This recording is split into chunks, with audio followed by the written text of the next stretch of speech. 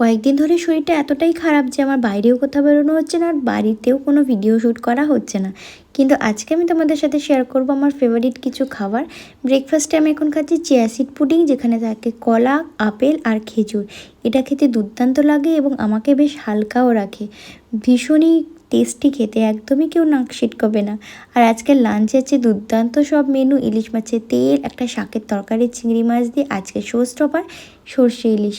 প্রথমে খাচ্ছি ইলিশ মাছের তেলটা দিয়ে। আজকে মাকে বলেছি কোনো কিচ্ছু রাখবে না, আমি একদম ফ্রেশ তেলটাই খাবো। আর এই ভাত দিয়ে, গরম ভাত দিয়ে, কাঁচা লঙ্কা পেঁয়াজ দিয়ে জাস্ট জমে গেছিলো, মনে হয়েছিল এটা দিয়েই পুরো ভাতটা খেয়ে ফেলি, এতটা ভাল লাগছিলো।